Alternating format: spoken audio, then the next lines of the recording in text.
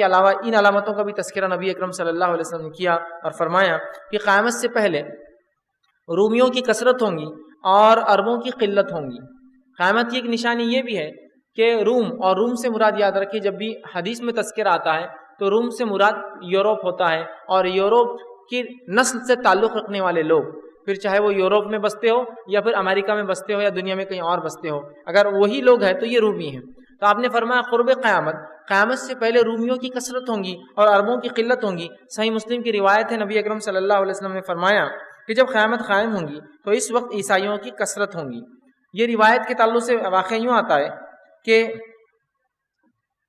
جو ہے ایک صحابی رسول نے ایک مرتبہ عمرو بن عاص رضی اللہ عنہ کے سامنے یہ بیان کیا اور کہا کہ قیامت سے پہلے رومیوں جو ہے عیسائیوں کی کثرت ہوں گی، مطلب رومیوں کی کثرت ہوں گی یا عیسیٰ علیہ السلام کے ماننے والوں کی کثرت ہو جائیں گی۔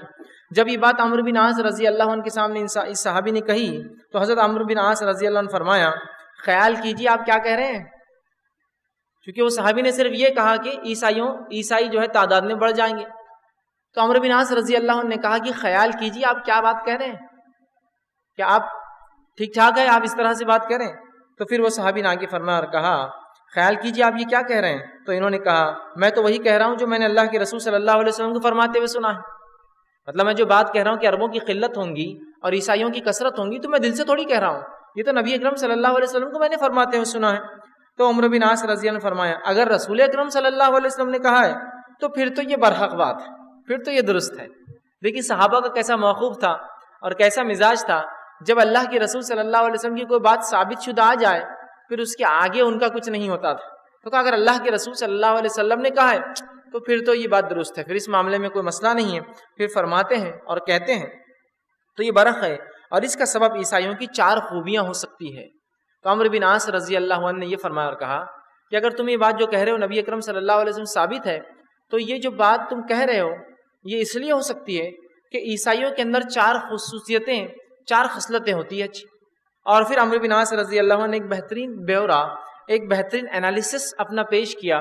اگر اس انالیسس کو آج ہم سمجھ پائے تو بہت زیادہ ہم جو ہے فائدہ اٹھا سکتے ہیں، اور بہت زیادہ چیزوں میں جو ہم آج کوتاہیاں برت رہے ہیں ان فیلڈز کو، ان باتوں میں اپنی اصلاح کر سکتے ہیں۔ یاد رکھیے، اور یہ وہی باتیں جو اسلام نے سکھائی، لیکن افسوس ہم بھول گئے ہو اور عیسائیوں نے اس چیز کو لے لیا۔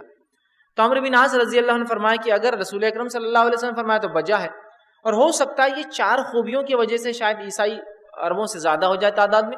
اور پھر عمرو بن عاص رضی اللہ عنہ نے فرمایا اور کہا، اور عمرو بن عاص رضی اللہ عنہ کا انالیسس جس کو کہیں گے، کسی چیز کا تجربہ جو کہیں گے، یہ کوئی معمولی تجربہ نہیں تھا۔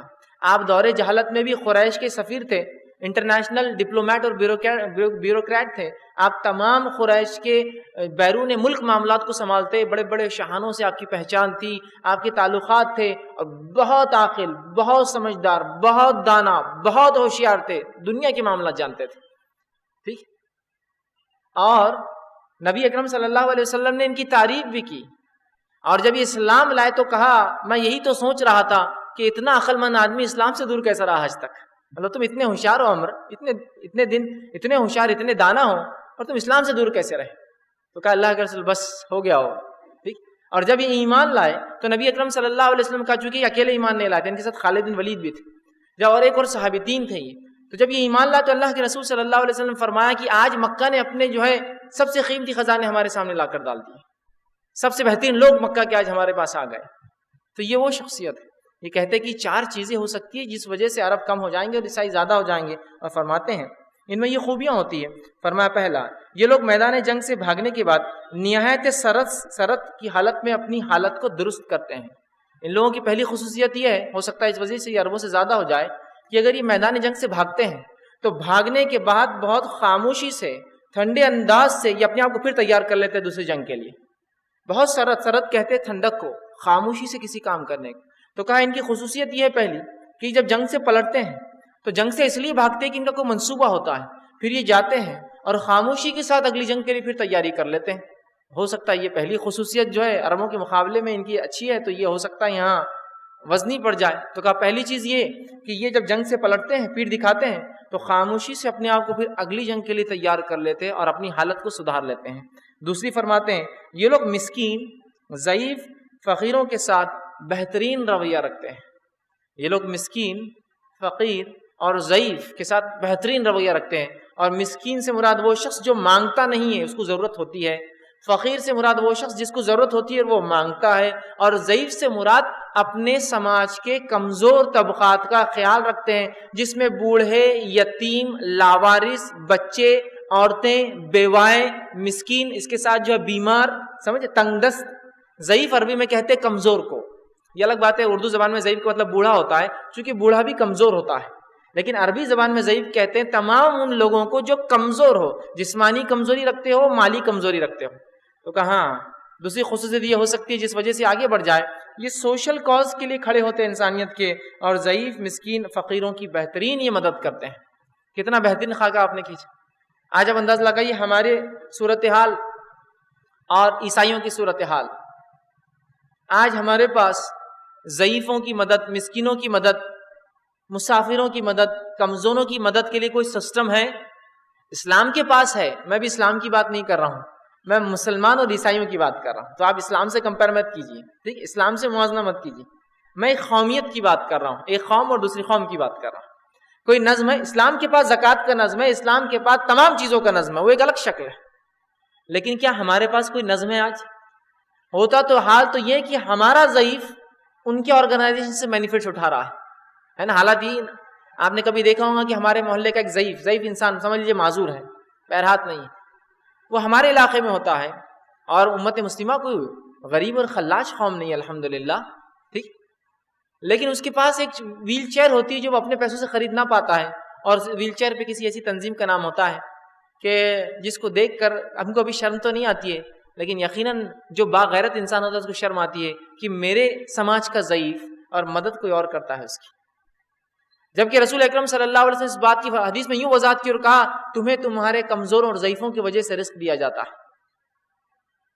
کہا یہ ضعیفوں کی بڑی مدد کرتے ہیں، مسکینوں کی مدد کرتے ہیں، کمزوروں کی مدد کے لیے کھڑے ہیں، مانگنے والوں کی مدد کرتے ہیں. اور آج دیکھیے ہم سوشل کاز میں کہاں تک یہ قوم جا پہنچی ہے. اور آج ہمارا تو یہ حال ہے کہ ایک چھوٹا سا ہمارے علاقوں میں جہاں غریب ایک بڑی بستی ہے، وہاں ایک سوشل کاز کے لیے چھوٹا سا پولی کلینک بھی نہیں ہے. پولی کلینک سمجھتے ہیں؟ بیمار ہو جائے تو جا کر بھرم پٹی کرنے کا بھی کوئی ادارہ نہیں ہے. اور یہاں تو انہوں نے یہ حل کر دیا کہ قوموں کے لیے راستے بنا دیے، اسکول بنا دیے، کالج بنا دیے، اسپتال بنا دیے. کیا ضرورت ہے آپ کو؟ ہم مدد کے لیے آپ کے تیار ہیں.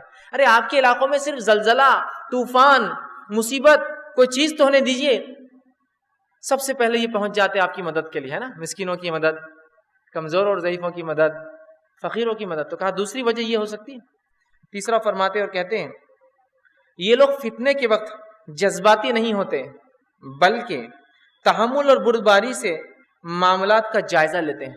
ان کی تیسری خصوصیت یہ ہے کہ یہ کسی ہنگامی حالت میں، کسی فتنے کی حالت میں جذبات سے کام نہیں لیتے ہیں، بلکہ معاملے کو بہت ٹھنڈے ذہن سے اس کا پورا جائزہ لیتے ہیں اور جائزہ لینے کے بعد جوابی کارروائی کرتے ہیں. اور یہ بات تو بہرحال مجھے بتانے کی ضرورت نہیں ہے. ایک ہمارا احتجاج جو ایک آزاد ملک میں، ایک ڈیموکریٹک کنٹری انڈیا، ایک آزاد ہندوستانی جمہوریت میں اپنے حق منوانے کا ایک طریقہ ہوتا ہے. کبھی ہمارے جلوس کو دیکھ لیجئے اور کبھی ان کے جلوس کو دیکھ لیجئے، کبھی ہمارے جذبات کو دیکھ لیجئے، کبھی ان کے جذبات کو دیکھ لیجئے. اندازہ لگائیے نا آپ، کبھی اس کو کبھی سوچئے. تو کہا یہ قوم جذباتی نہیں ہوتی ہے. اگر کوئی فتنہ ہوتا ہے تو بہت سمجھداری سے، بہت حلم کے ساتھ، بہت بہترین انداز سے اس کا جائزہ لیتے ہیں پہلے، اور جائزہ لینے کے بعد کارروائی کرتے ہیں، ہے نا. اس بات کی ہم سب گواہی دیں گے کہ آج ہم ایک بڑی امت ہونے کے باوجود بھی ایک جو ہے جس کو ہم کہیں گے ایک آرگنائزڈ امت نہیں ہے. ہم صرف جذبات کا معاملہ ہے، آیا طوفان، کڑکی بجلیاں، ہوئی بارش، بہا نالا، بہت بڑی ندی بہی، لیکن اگلے دن آئے تو وہاں کچھ بھی نہیں تھا، اس لیے کہ وہ تو کل طوفان تھا تو معاملہ ختم ہو گیا. لیکن عیسائیت یا دوسری قوموں کا معاملہ یہ کہ ایک بہتی نہر ہے جس کے پاس آپ جب بھی آئیے کچھ نہ کچھ فائدہ اٹھا سکتے ہیں. کہ تو اچانک آنے والا طوفان اور بارش بہت زیادہ بھی ہو تو بہہ کر چلے جاتی، فائدہ کیا ہوتا ہے. لیکن اگر ایک چھوٹا سا جھرنا جو مسلسل بہتا رہتا ہے، انسانی اس سے زیادہ فائدہ اٹھاتی. سوچ سمجھ کرتے، سوچ بچار کے ساتھ پھر کام کرتے ہیں، وہ جذباتی نہیں ہوتے ہیں. یہ ہو سکتا ہے تیسری ان کی خصوصیت اس وجہ سے جو ہے ایسا ہو جائے. اور چوتھا فرماتے ہیں، چوتھی اور نہایت عمدہ خوبی یہ ہے کہ یہ بادشاہوں کے ظلم کو لوگوں میں سب سے زیادہ روکنے والے لوگ ہیں. یہ بادشاہ اگر ظالم ہو جائے، حکومتیں اگر ظالم ہو تو یہ سب سے پہلے کھڑے ہو جاتے ظلم کے خلاف آواز اٹھانے کے لیے، ہے نا. یہ 4 خصوصیت بتائی، ہو سکتا ہے یہ خصوصیت وجہ بنے کہ یہ عربوں سے زیادہ ہو جائے. تو قیامت سے پہلے ایک چھوٹی علامت یہ ہے عربوں کی قلت اور رومیوں کی کثرت ہو جائیں گی. اسی طرح